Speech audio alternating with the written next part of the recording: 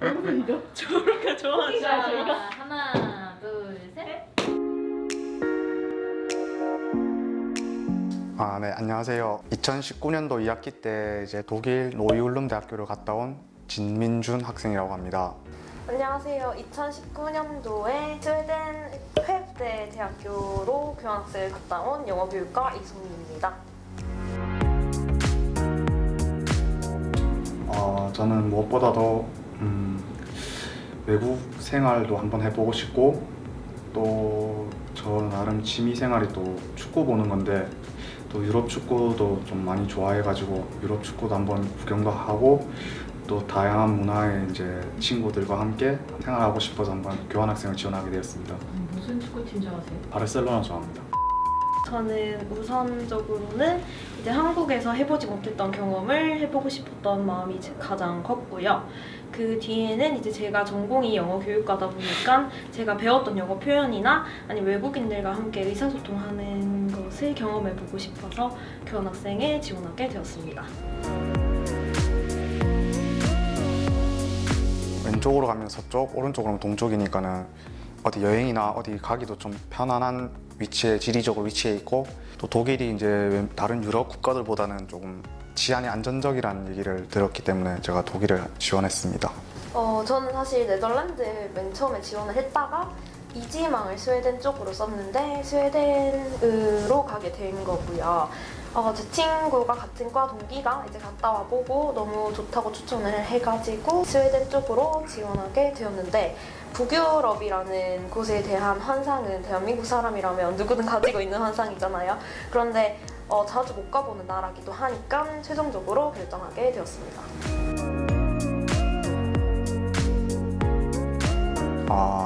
저는 일단은 독일을 지원했을 때 토익을 780점인가 정확하게가 안 나는데 아마 800점 언저리 이제 가까이 되는 걸로 받아야 된다고 했는데 제가 그때 때마침 지원하기 한 3달 전에 토익이 한 840점을 받아놨습니다. 그래가지고 조건이 충족돼가지고 제출을 했는데 이제 보니까 이제 토익만으로는 이제 외국에 생활하다 보니까는 말도 돼야 된다는 말씀이 있으셔가지고 토익 스피킹을 따로 준비를 했습니다. 토익 스피킹과 라이팅 점수를 가져오라고 해가지고 준비해라고 해가지고 그래서 토익 스피킹은 좀 잘 못해가지고 그냥 레벨 5 받았고 토익 라이팅을 이제 라이팅도 받는 레벨 7을 받았습니다.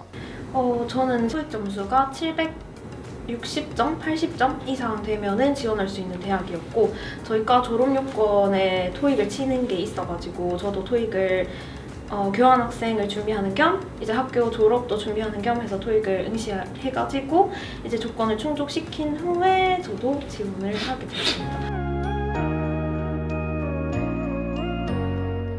일단은 자기소개서를 적을 때 심사하시는 선생님들이 보게 될 건데 자기가 비록 이게 거짓말이든 진짜든 그걸 잘 어필을 해야 된다고 생각이 듭니다.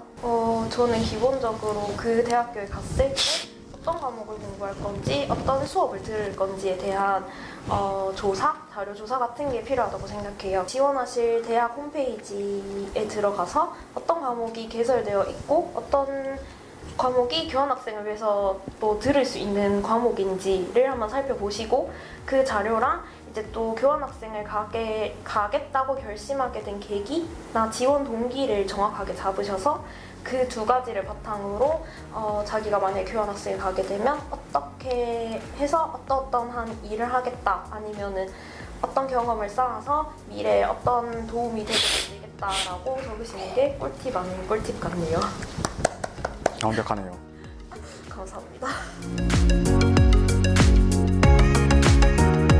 면접은 이제 정확하게 기억은 안 나는데 한 이제 대학 교환학생 지원한 사람들, 유럽권에 지원한 사람들 5명, 6명 이렇게 앉아서 그리고 심사위원 한 명 있었는데 아마 그분이 교수님인 걸로 생각이 드네요. 그래서 일단은 한글로 자기소개를 했어요. 저희 이제 한글말로 그렇게 하고 나서 아무래도 이제 외국이다 보니까는 영어를 잘 하는지 영어 면접도 봤거든요. 그래서 영어 면접도 좀 소홀히 하지 말고 어느 정도 내가 뭘 하겠다는 이런 영어로 좀 설명할 정도는 이제 준비를 해가야 된다는 게 기본적인 예의라고 생각이 듭니다. 저도 마찬가지로 유럽 간 사람들 5명이나 6명 정도 한꺼번에 면접장에 들어가서 교수님 앞에서 일단 교수님께서 한국어로도 질문을 하시고 영어로도 질문을 하세요.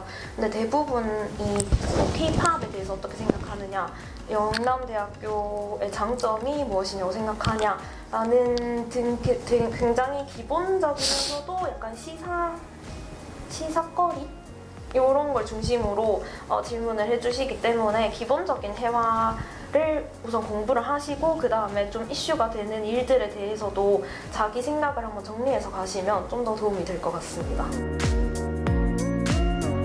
일단 먼 타지로 가다 보니까는 일단 짐을 최소화해서 가려고 노력을 많이 했어요. 그래서 뭐 따로 굳이 뭐 좀 잡다한 수저나 그릇이 제가 추천드리는 것은 이제 최대한 만약에 떠나시게 되면 어느 나라든지 떠나시게 되면 좀 간소화해서 갔으면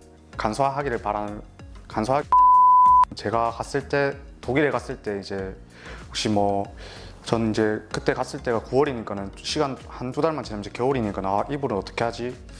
뭐 그릇은 어떻게 하지? 이런 생각을 많이 했는데 그런 걱정하실 필요가 없는 게 이제 가기 한 달 전쯤에 이제 거기 나라의 튜터라고 해야 되나? 그 튜터가 이제 연락이 와요, 따로. 그렇게 해가지고 자기가 이제 이불을 대신해서 구매를 해줄 테니까는.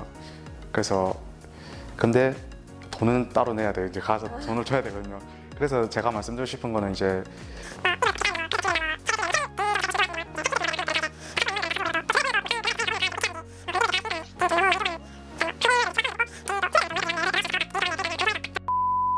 저는 일단 짐을 굉장히 많이 갖고 갔는데요. 제가 약간 맥시멀리스트거든요. 그래가지고 많이 가지고 갔는데 일단 제일 후회했던 거는 옷이랑 가방 같은 거를 좀 많이 갖고 갔던 점이 가장 후회돼요. 휘뚜루마뚜루 입을 수 있는 그런 옷이나 가방 같은 거 위주로 간소하게 챙겨 가시는 거를 추천드리고요. 좋았던 거는 이제 제가 갔던 지역에는 한인마트가 없었어요. 그래가지고 이제 한국인은 밥심이잖아요. 그렇기 때문에 한국에서 자주 쓰는 간장이나 아니면 고추장 이런 거를 챙겨갔거든요. 그래서 챙겨간 게 많이 도움이 되었고 그리고 그 지역에 먼저 있던 친구가 미니 밥솥을 두고 갔어요. 1인용 밥솥을. 그래서 되게 밥 해먹기도 편하고 좋아가지고 이게 약간 필수템이나 꿀템이 아닐까 생각이 듭니다. 또 그 상비약 같은 거를 여성분 같은 경우에는 생리통약 같은 거 진통제 꼭 챙겨 가시는 거를 추천드립니다. 일단 처음에 제가 이제 인천공항에서 출발을 해서 이제 독일의 이제 미넨 공항에 도착을 했어요. 근데 미넨공항에 도착을 했는데 일단 좀 처음에 도착했을 때 여행 가는 기분이 들었어요. 좀 설레기도 하면서 좀 걱정되기도 하고 그렇게 했는데 그렇게 해서 좀 그때도 한 8, 9시간 이제 비행기를 타고 와가지고 좀 피곤하기도 하고 그래서 솔직히 공항에서는 일단 빨리 짐을 찾아야 되겠다 싶어가지고 빨리 이제 넘어와서 딱 제가 살아야 되는 곳에 딱 도착을 했어요. 근데 한국과는 진짜 분위기가 완전히 다르거든요. 이제 한국은 좀 대구나 막 대구 수성구나 이런 데만 봐도 높은 건물이나 이런 게 많은데 거기는 이제 소도시다 보니까는 이제 좀 시골, 한국으로 치면 시골이라고 해야 되나? 시골 분위기여서 좀 어떻게 보면 좀 정겹기도 하고 적응이 좀 시골이라서 그런지 적응을 잘 할 수 있을 것 같다는 또 자신감도 있었어요. 네. 저는 기숙사라기보다는 이제 그냥 기숙사는 아니고 이제 저도 정확하게는 기억이 안 나는데 이제 그냥 개인 원룸이라고 해야 되나? 한국으로 치면 그런 데 살았던 것 같아요.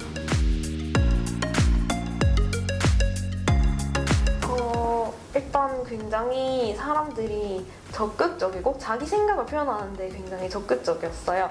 그래서 교수님이랑 수업을 할 때도 수업 중간에 자기가 질문할 게 생기면 수업을 그냥 멈추고서라도 중간에 이렇게 손을 들고 교수님 뭐 이런 거에 대해서 궁금합니다 하면은 교수님은 또 전체 학생들의 생각도 한번 물어봐 주시고 이제 자기 그 교수님께서 설명도 한번 해주시고요.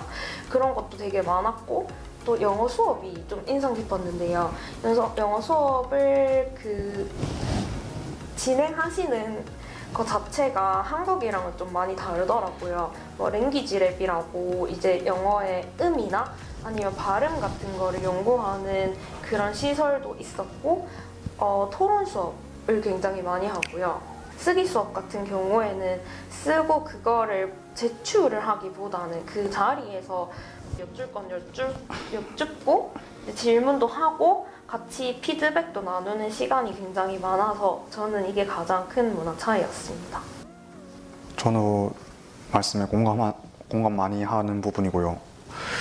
그리고 또좀 한국은 좀 약간 주입식이어서 좀 딱딱하다는 느낌이 들었는데 외국에서 제가 공부했을 때는 이제 자유롭게 오히려 반문까지도 하는 걸 보면서 와, 좀 한국과는 좀 많이 좀 상이하구나 약간 생각이 들었고 또 이제 개인적으로 이렇게 같이 외국 학생들과 이제 식사를 한 적이 있는데 좀 뭐라고 해야 되지? 좀 개인적이라고 느꼈던 게 이제 한국은 약간 좀 정문화라고 해가지고 제가 이제 좀 앞서 나간 거일 수도 있는데 앞서 나가가지고 좀 같이 좀 제가 만약에 뭘 따로 시켰으면은 좀 제가 좀 스테이크인가 정확하게 기억이 안 나는데 스테이크를 해서 같이 옆에 있는 친구한테 나눠줬는데 그걸 상당히 조금 의아해 좀 이상하게 생각하더라고요. 엄청 저는 이제 한국 사람들은 이제 같이 나눠 먹자 이렇게 했는데 그래서 아 이게 나만의 좀 착각이었구나. 난 좀 좋은 뜻 좋은 의도로 했는데 이게 좀 극단적으로 좀 설친 경향이 좀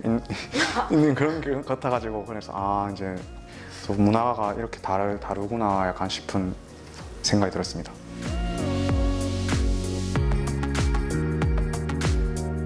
저는 이제 그 스웨덴이 겨울에 많이 어둡다고 했잖아요. 그러니까 해도 되게 늦게 뜨는데 이제 수업이 있는데 잠을 너무 늦게까지 자서 지각을 했는데 이제 외국인 친구들의 그런 약간 애정어린 눈을 이렇게 주목을 받는 경험이 있었습니다.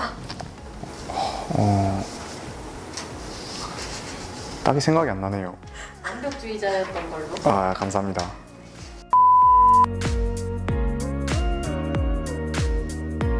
SNC 배틀이라는 프로그램이 있는데요. 이 프로그램이 어떤 거냐면 이제 유럽에 있는 교환 학생들을 모아서 그 약간 페리 그 선박을 타고 가까운 뭐 발트 3국 이런 곳으로 여행을 같이 가는 거예요. 한 1박 2일, 2박 3일. 근데 그게 가서가 재밌는 게 아니라 배를 타고 있는 기간 동안 이제 엄청 면세점에서 술도 많이 팔고 하니까 술을 엄청나게 많이 마셔요. 그래가지고 엄청 다양한 사람도 만날 수 있고 되게 많은 일들도 일어나고 술도 많이 마시는 그런 재미있는 프로그램이 있습니다. 제가 간 학교의 경우에는 이제 보통 영어로 교환 학생들을 대상으로 하는 수업이기 때문에 영어로 모두 진행이 되었고요. 제가 들었던 수업이 2가지 정도 있는데 메인이 영어에 대한 수업이었고 두 번째가 이제 스웨덴 문화에 대한 수업이었는데 스웨덴 문화 수업 같은 경우에는 사용하는 언어만 달랐고 교수님이 PPT를 사용하시고 저 학생들은 필기를 하는 형식으로 수업이 진행되었고요. 영어 수업 같은 경우는 한국에서 제가 들었던 수업들과는 조금 많이 달랐어요. 이제 교수님과 학생 사이에 티키타카가 잘 된다고 해야 하나? 교수님도 그거에 대한 그 이야기가 길어지게 된다면 토론을 하거나 아니면 전체 학생들에게 의견을 물어보거나 하는 식으로 진행이 되었기 때문에 굉장히 흥미롭기도 했고 새로운 수업 방식이라서 신기하기도 했습니다.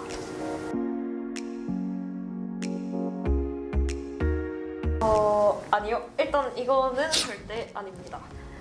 제가 생각했을 때는 과마다 아니면 자신이 계획한 거에 따라서 달라질 수 있다고 생각하는데 저 같은 경우는 이제 1, 2학년 때 학점을 최대한 많이 몰아서 다 들었고요.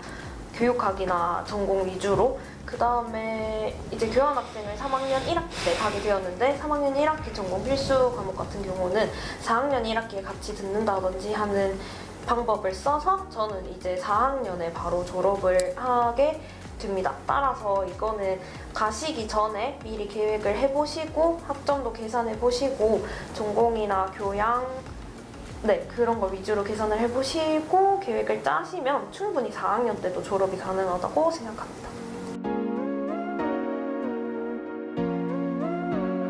개인적인 거는 일단 둘째치고 일단 무조건 지불해야 되는 비용을 제가 먼저 말씀드리면은 저는 일단은 거기 가게 되면은 이제는 보험비라고 있어요. 이제 그 보험비가 무조건 해야 돼요. 왜냐하면은 이 비자를 발급받으려면은 그 보험비 이제 보험이 가입되는지를 확인 서류를 들고 가야 되는데 그 보험을 무조건 가입해야 되는데 그게 6개월치의 보험비가 560유로예요. 아마 한산하면은 한산하고 그리고 또 기숙사비 이제 기숙사비가 전 6개월분을 냈는데 일단은 6개월분에 1,890유로예요. 그렇게 막 비싸진 않았어요. 그래도 좀 시설이 안 좋아서. 그리고 플러스 이제 보증금을 350유로 내야 되는데 그거는 이제 350유로 내는 거는 이제는 한국 귀국하면 이제 돌려줘요. 이제 따로 이제 한국 개인 통장으로 이제 입금을 해주거든요. 350유로를 내고 항공비는 이제 좀 그나마 거기서 이제 항공비가 제일 줄일 수가 있는데 좀 자기가 이제 빨리 판단해서 한 2달 전에 하면은 2달 전에 하고 막 경유 이런 거 하면은 싸게 갈 수 있는데 저는 근데 좀 빨리 이제 좀 늦게 이제 결제했거든요. 가격이 얼마 안 돼가지고 그래서 82만 원인가 88만 원인가 정확히 기억이 안 나는데 그래도 나름 직항인데 좀 싸게 간 편이에요. 왕복 82만 원 주고 갔어요. 그게 이제 교환학생 이제 생활해서는 무조건 지불해야 되는 비용. 또 하나 빠졌다. 또 이제 우리가 이제 저희가 6개월이 있잖아요. 6개월이 있으면 이제 3개월까지는 이제는 유럽을 자유롭게 돌아다닐 수가 있어요. 비자 없이. 그래서 근데 그 이후로는 이제는 3개월이 지나면은 이제는 비자를 발급해야 이제 갈 수가 있거든요. 이제 말 그대로 그 비자를 발급 안 하고 3개월이 넘어서 다른 국가를 넘어 돌아다니면 이제 불법 체류자 되는 거죠. 그래가지고 그래서 무조건 비자를 발급해야 돼. 제가 말씀드리고 싶은 거는 그래서 비자 발급 비용이 이제 100유로예요. 100유로면 이제 한 1,200 이제 1유로에 1,250원이니까는 곱하기 100 하면은 12만 원 5천 원 좀 될 거예요. 그게 이제 방금 말씀드린 항공비, 기숙사비, 보험비, 비자비 이게 이제 무조건 내야 되는 비용. 이제 교환학생 가시는 이제 이 영상을 보시는 분들을 합산해서 이게 이제 기본비다라고 독일 갔을 때 무슨 기본비다라고 생각하시고 플러스로 이제 자기가 이제 뭐 좀 자기는 뭐 여행 다니 별로 안 좋아한다 아니 그냥 여행보다는 그냥 소소하게 뭐 밖에서 외식하는 걸 좋아하면은 좀 하면 되는 거고 하여튼 그거는 이제 개인적인 부분이니까는 이제 그거는 이제는 정확하게 말씀을 드리긴 힘들어요. 그래서 뭐 네 좀 그렇습니다.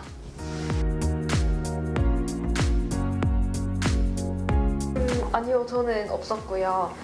이제 교내 장학금으로 학비만 면제받고 다녀왔습니다. 저는 없는데 이걸 좀 말씀드리고 싶어요. 학교에서 조금 엄청나게 크게는 아니라도 한 달에 한 30만 원, 40만 원 장학금으로 주면은 이제 학생들이 좀 더 원활하게 잘 갔다 올 수 있나 좀 이제 이렇게 또 뭐 학점뿐만 아니라 이제 좀 금전적인 부분에서 교환학 돈 많이 들거든요 생각보다. 그래서 그래도 그 장한 정도는 아니어도 한 30만 원, 30만 원이면 그래도 한 달 이제 그냥 식비로만 생활이 가능해요 솔직히 말해서. 그래서 식비 정도 지원을 해줬으면 하는 바람을 이렇게 이제 카메라에 담습니다. 제 의견을. 좋습니다.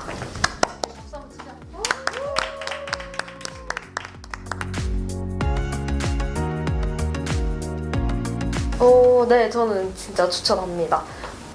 솔직히 비용적인 부분이랑 학업이나 취업 이런 거 사이에서 교환학생을 갈지 말지에 대한 고민이 많을 거예요. 아마도 저도 그중 한 명이었고 비용적인 부분도 그렇고 저는 솔직히 바로 공부를 해야 하나? 취업 쪽으로 공부를 시작을 빨리 해야 하나 말아야 하나 이 사이에서 고민을 해봤는데 교환학생이라는 프로그램 자체가 대학생이 아니면 우리가 언제 또 외국에 나가서 좀 자유롭게 6개월에서 1년 사이 그 나라를 체험을 몸소 해보고 즐길 수 있는 기회가 많이 없잖아요. 그렇기 때문에 꼭 만약에 고민을 하신다면 주저없이 시도를 한번 해보시는 걸 추천드립니다. 좋은 말씀입니다.